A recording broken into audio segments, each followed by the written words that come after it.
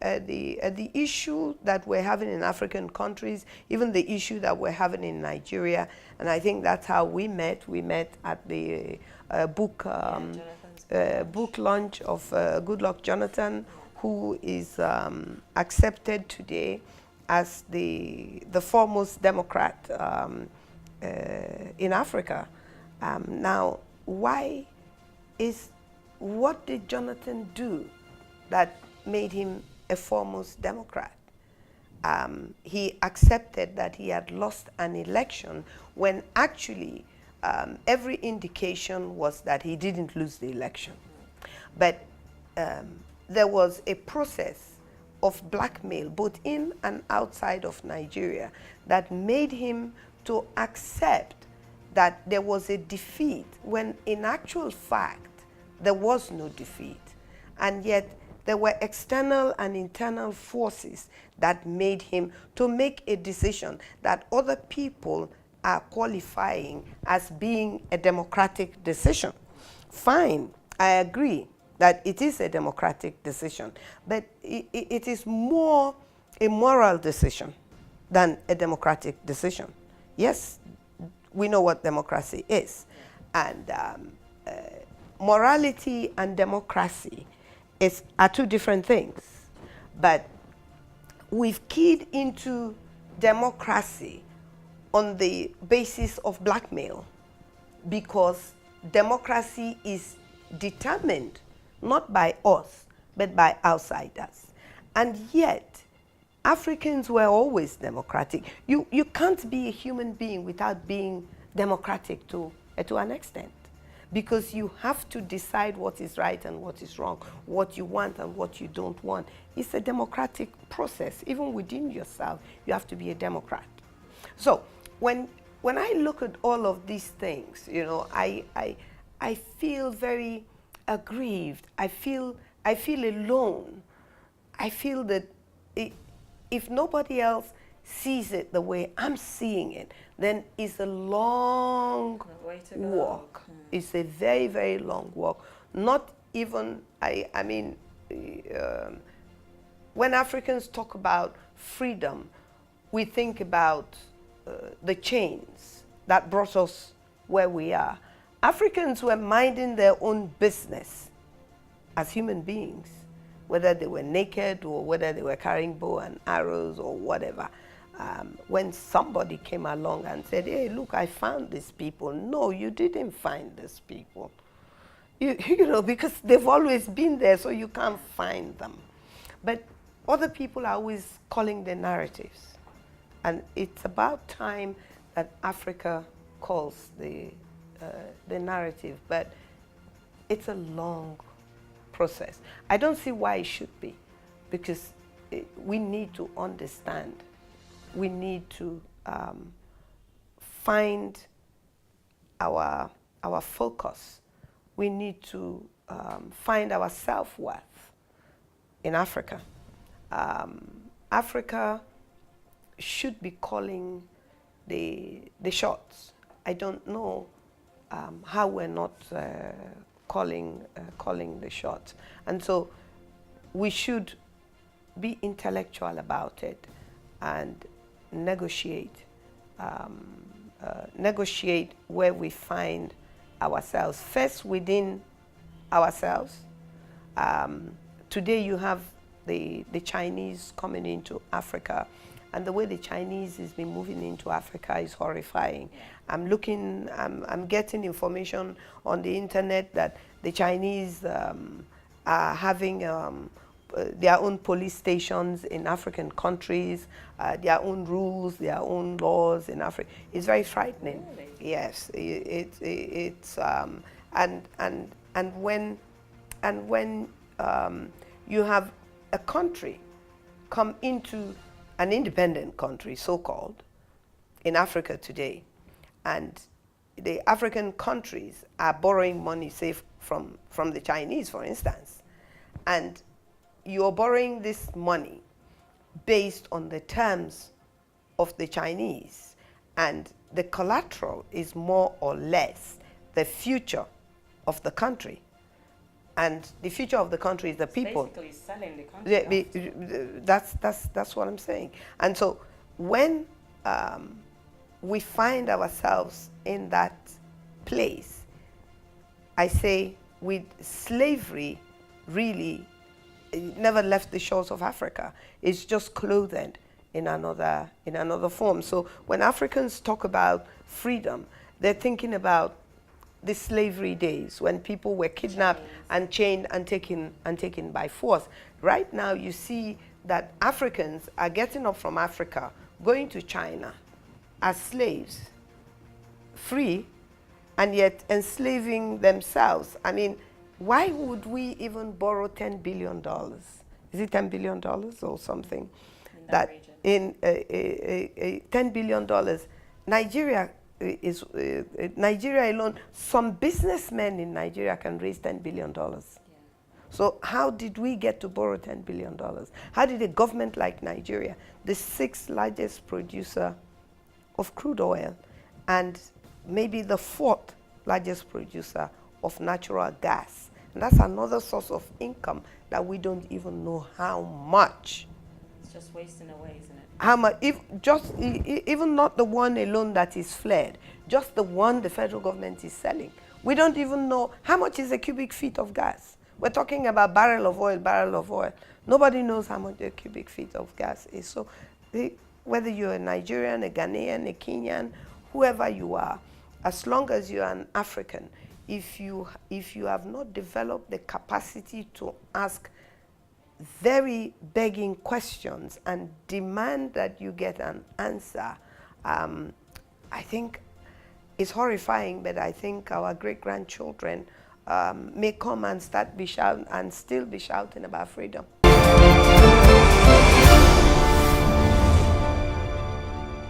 In the course of your journey as an activist, I'm sure violence would be part of it. So do you think as an activist, violence is activism, or activism is got to do with violence?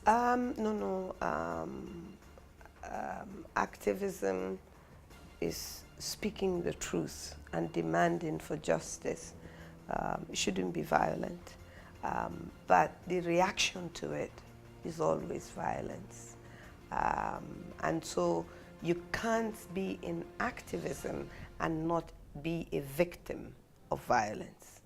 And all down the course of history, Martin Luther King, Gandhi, Malcom X, so many, Patrick Lumumba, Sankara, so many people who have stood up, Che Guevara, so many people who have stood up for justice and equity for their people and truth have always been killed along the line, and that's because evil reacts against good. But then again, if violence comes with what you do or what you believe in, how do you then handle it, especially as a woman? I'm not being a feminist here. No. But first of all, activism is seen primarily as something that men get involved in, because it comes with a level of threat and a level of violence, and it's seen as a man's thing. It's not seen as what women do. So you find that more men seem to be involved in getting up and speaking than women. But I also have found that not to be true. If you look at Gandhi's activism, women were a very major part of sustaining it and keeping it going. The same with Martin Luther King and so many of them. So it's not a man thing, but women, even in activism, women have been relegated, if you like, to the background of activism, the same way they've been relegated to the background in whatever we do, politics or in the boardroom or wherever, in the communities. But when, like I said, I have a fearless spirit. people look at it, and maybe some people accuse me of being reckless or careless even. I don't see it like that. I see it as something I must do. I want to stay alive just as the next person. As a matter of fact, I believe I'll live to be 100, because that's my target. Anytime after 100, then I can go, but I must live to be 100. And I believe God that I will. Now, in the course of what I do, I have experienced attacks and threats and actual physical attacks to assassinate, to terrorize. And that doesn't put you off? No, it doesn't. It doesn't put me off. It makes me cautious. Of course, I worry, and my relatives worry. And obviously now looking back, my children must have been terrified. But it has never made me to stop finally and say, you know what, this is not worth it. No. I believe that the work I do, or the things I believe in, are so important and so critical to me as a human being, not just as a mother or a woman, as a human being.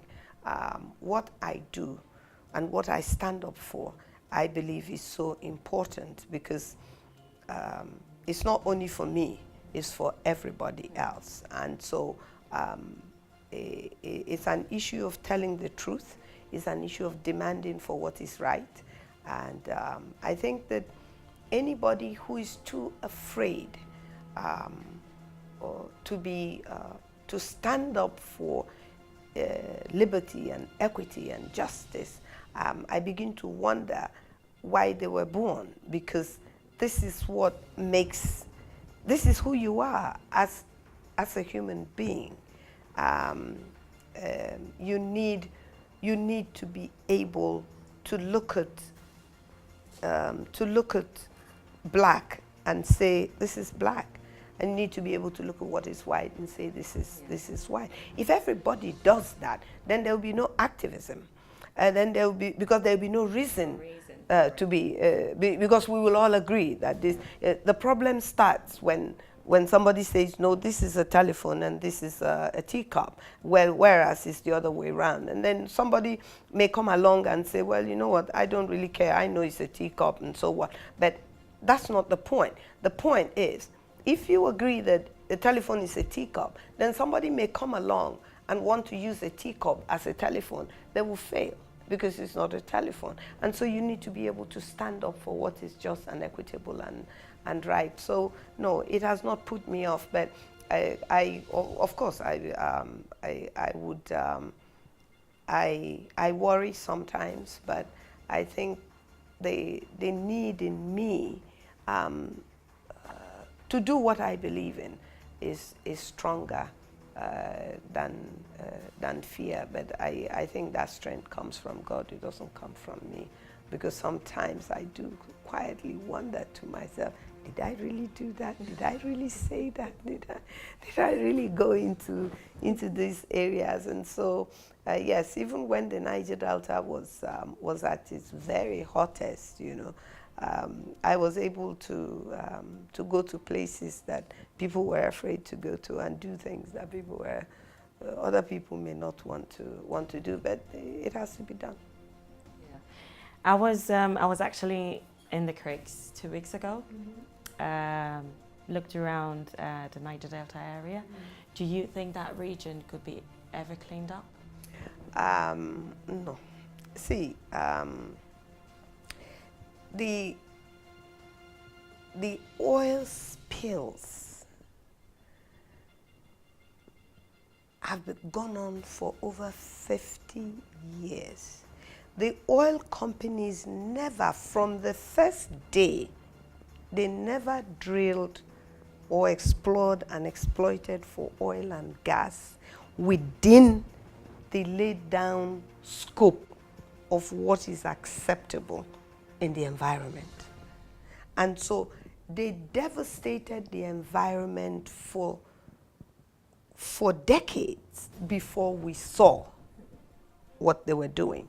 So whoever was in charge in the region at the time, why couldn't they do anything about it? Everybody was compromised. Nigeria as a country, Africa as a continent that was colonized and then given back to the owners, to the original owners. Before it was given back, the people that colonized Africa corrupted what they saw. So corruption is not now. It's being... Corruption was part of the colonization. Corruption. How Africa was governed by the colonial government, by the British government, by the French. Up till today, there are countries in Africa that is still paying France money that the French government claims these countries owe them for building roads in the country that they came without invitation to colonize. And so the whole system in Africa is built on corruption. When people say Nigeria is corrupt as a government, the structure, the policy-making structure is corrupt. And so as long as the structure is not changed, that is why the restructuring is being called. When you say the structure, what do you refer to? When you say restructure, for instance, let me use Nigeria as an example. Nigeria started off after amalgamation as northern and southern Nigeria. And then it was created into regions. And now you had western region, eastern region, northern region, and southern. Yeah. Now, when this was created, it was run along the lines of what was in the best interest of the colonial government, not in the best interest of the Nigerians that they have amalgamated and before independence. Now, when Nigeria got independence, what remained were the corrupt structures were not pulled down because the Nigerians who were governing under the colonial government were governing with the corrupt system. And so when they came, whether they were educated or not, the British government did not encourage them to pull down the corrupt structure because the corrupt structure in the first place was set up to oil the engine of the colonial government. And so the corrupt system meant that you take crude oil out of Nigeria, instead of setting up refineries that would refine and set up industries that will make plastics, that will make plastic chairs, that will make plastic containers, that will do all the things that the byproduct of the raw material of crude oil does. And so the Nigerians that were the leaders after independence were corrupt. They could not be corrupt because they are working with a corrupt system. So that was what led to the grumblings, that led to the coups, that led to the coups, that led to the coups. So everybody that was, you can't be in government and work with the same system and say that you're not corrupt. It's not possible. So unless we pull down the structure, so we need to pull down those structures, and that's why the word restructuring comes in, because what restructuring simply means is that you stop doing one thing, this thing the way you're doing it, and you do it another way. You've restructured whatever it is that you're doing. Yeah. Now, if we say restructure Nigeria, we're not saying break Nigeria up.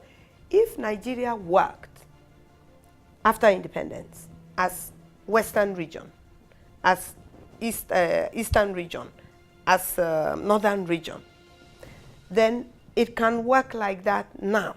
But the problem today is that we have a federation. Nigeria is the Federal Republic of Nigeria. Nigeria is no more regions. Nigeria is states.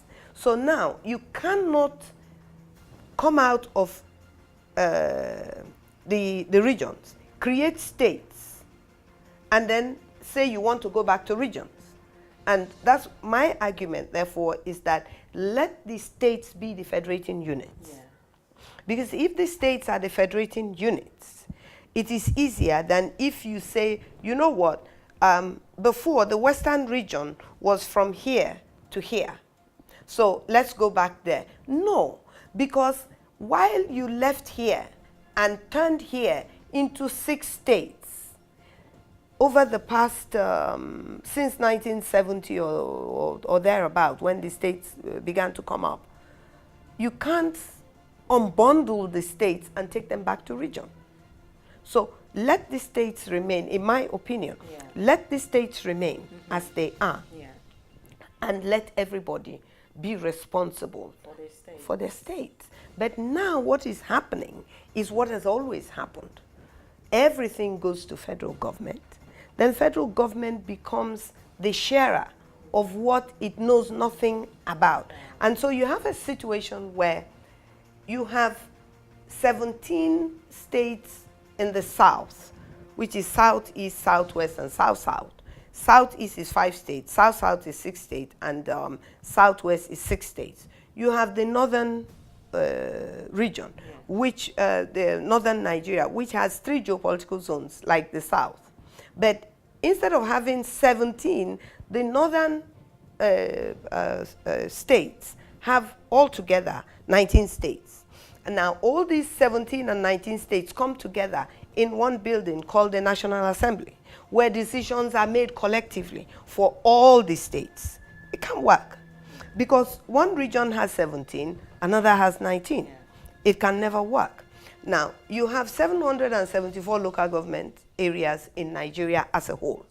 The northern area has 419 local governments, and the whole south, which is southeast, southwest, and south-south, has 355 local government areas altogether. Now, allocation is shared by local government. So when allocation is shared by local government, and the allocation is coming from just oil and gas, when it's shared by local government, the north gets 419 shares. For instance, Kano has 44 local government areas. Bayelsa has 8. And the law actually says that no state should be less than 10 local government. Yeah. But since the creation of Bayelsa state, it's remained at 8 local government areas. And because it's the military that has the right to create states, it's difficult to create states. And that's why we're calling for the restructuring. Because if you restructure, then you will unbundle the constitution. We have a problem with the 1999 constitution because it was set up to do certain things and to deny certain things. And so when you So do you think he was to deny the Niger Delta area? Yes. Yes, absolutely. Absolutely. So now when you look at all of these things, when Bayelsa gets a share of 8, because it has 8 local government, and Bayelsa is producing oil and gas, and then Kano gets 44 of what Bayelsa is getting 8 of. And Bayelsa is actually the person producing what Kano is taking 44. You can see why people went into the creeks and started blowing up pipelines and said, look, if you won't listen to what we're saying, we're going to stop the source from where you're getting this. And so hence, that was how the issue of the Niger Delta armed agitation started. So we're saying that we don't have to be violent. We don't have to kill ourselves. What we're saying is, let us restructure Nigeria. And for you to restructure Nigeria, you have to change the constitution. You have to look at the constitution and remove the part of the constitution that does not allow you to restructure. And that's why when somebody like Atiku says that he will restructure Nigeria, we in the Niger Delta are willing to give him that opportunity the Buhari government came on board and said they will restructure Nigeria. They have not. Now, Atiku is promising to restructure Nigeria. Do you think he will do it, though? It's one thing saying it, just Yes. like you said. When- You said Buhari's Yes. government did Yes. promise to Yes. to do it, Yes. but they still haven't But done they it. didn't even attempt it. Now, Atiku is saying he will. Well, I always believe that you have to learn from the past. And so we've learned from the past of Buhari's government saying they will do and they have not. Now, Atiku is saying he will. My position as a Niger Delta person is to say to Atiku, okay, fine. You say you're going to restructure. I've looked at the process of restructuring. Based on the 1999 Constitution, if it stays like this, you won't be able to restructure. So now, what are you going to do? So that's the question. The campaigns have not started. When the campaign starts, that's what we will ask from the Niger Delta.